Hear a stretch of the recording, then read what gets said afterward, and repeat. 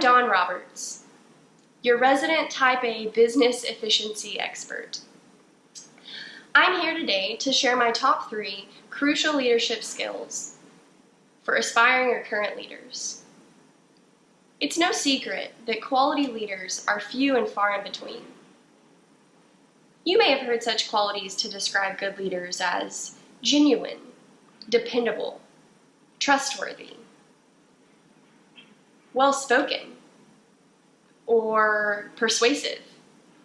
You could probably spend all day listing certain qualities. You probably even have your own list of qualities that you've seen in good leaders that you've worked for. Things that you want to instill in your leadership, eventually or now. You probably also, unfortunately, have a list of qualities from the more difficult bosses you've worked for.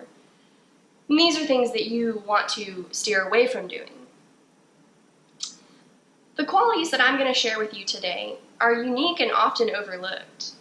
It should come as no surprise that these work to instill a lean culture in your business, since that is my expertise. You may be watching this video wanting to improve your leadership currently, or maybe you're an aspiring leader who wants to lead a team sometime in the future.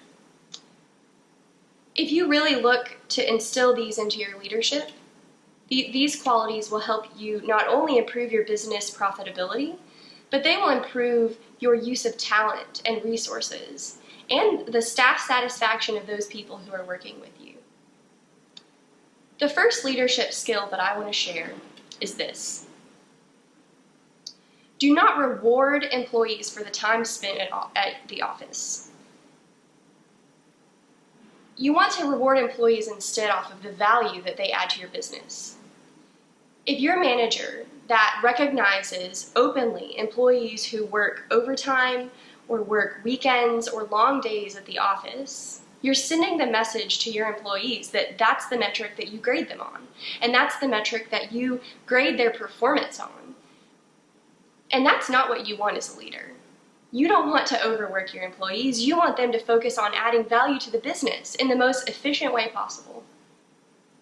So instead of falling into the most easy thing of when you see someone who has worked, a Sunday or a Saturday over the weekend for some project that they actually procrastinated and put off till the last minute, don't recognize them for that. Recognize those who add very tangible value to your business.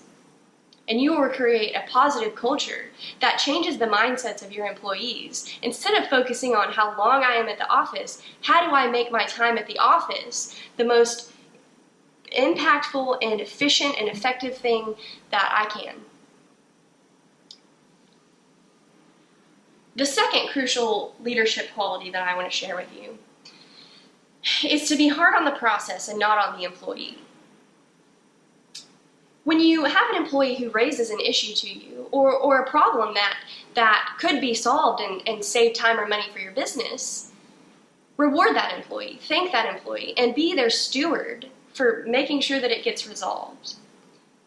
You don't want to look instead and think that the people working in that specific process are incapable. Because then you're fostering a blame culture where employees are afraid to bring issues to you. They hide them, they try to push them under the rug and deal with them, and they don't feel empowered to really solve issues at work.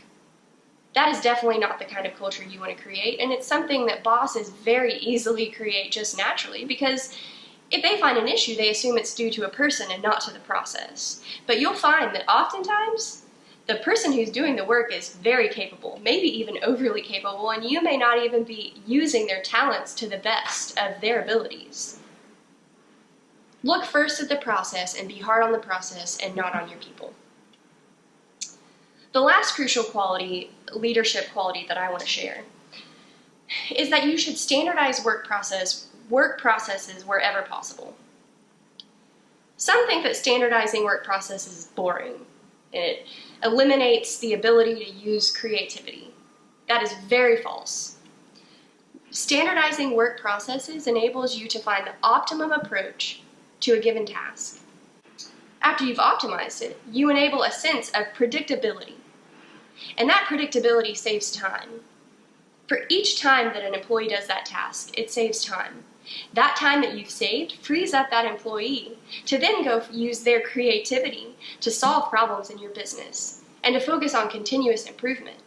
That is how you optimize your use of talent, and you make sure that your employees are working in the best possible places for your business. Not only that, but you create an environment that is less stressful, less chaotic. Your best employees aren't spending their whole days firefighting. Instead, they're using their brains to be creative and problem solve. That's what you want as a leader. And your employees will feel a sense of satisfaction. They'll feel a sense of empowerment to be able to really solve problems at their work because you're their biggest support in that. I hope that these 3 qualities help you. I hope that you work on practicing them, and I hope that you see success in applying them in your leadership. If you do have success stories in applying one of these 3 qualities, I would love to hear it. Feel free to comment on this video or even comment on my website. There's a contact form that you can fill out. Have a great day.